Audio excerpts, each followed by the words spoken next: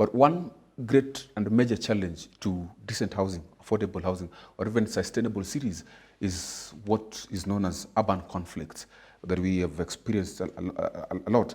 Now, when urban areas experiences the urban conflicts and the wars, of course, in various regions, the toll of urban wars has caused a lot of things. For example, there is population displacement, there is environmental harm, there is causing infrastructure destruction, and of course it has led to lasting social and economic issues.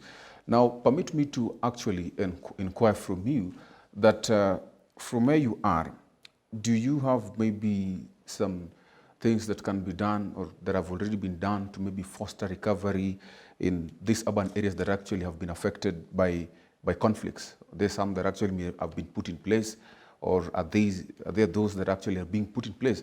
And generally, what is the panacea also to this conflict, so that we, as we recover also these urban places, we also have a panacea, or we have a clear blueprint of how maybe we can also stop this war? Indeed, it's a very topical and very relevant issue of today. I would start by saying that our traditional key priorities in the area of urban development in recent years have been housing, addressing urban climate issues, and also focusing on localization of all the SDGs. Recently, very recently, in addition to these three key priorities, we have been literally forced, to add also the issue of urban crises, emergencies, urban resilience, and everything that is related to that. Our crisis/emergency work has multiplied in recent years. Unfortunately, I have to add. Part of it is related to climate-related challenges, to natural disasters. You will remember some of the most latest examples, whether we are talking about Mozambique, Malawi, Libya, the Sahel. This is, of course, some of these unfortunate situations. Morocco, of course, in Africa, but in many other parts of the world. We are talking about Yemen, Syria, Afghanistan.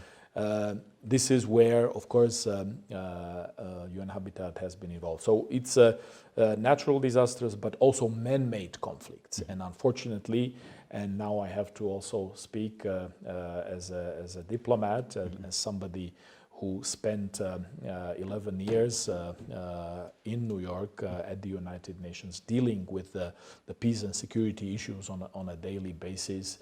It's unprecedented, of course, what we see today in Ukraine, what we see today in the Palestinian territories, or of course in the Middle East in the wider context.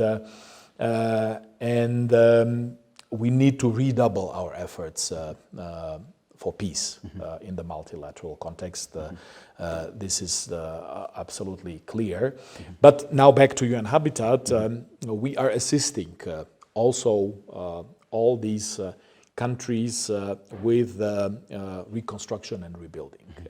And our role is crucial in the sense that whatever the reconstruction and rebuilding efforts are, we need to build back better. That's, of course, the slogan that we use. We cannot build back better to the original standards that may have been used, 40 or 50 years ago.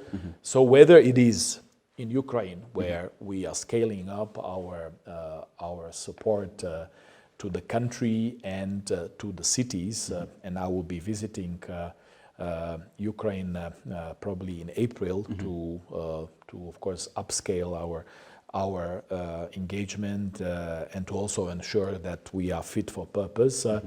But same thing applies, of course, to the support that we will be also affording to Gaza, where also we will need to, in a major way, scale up our reconstruction and rebuilding efforts.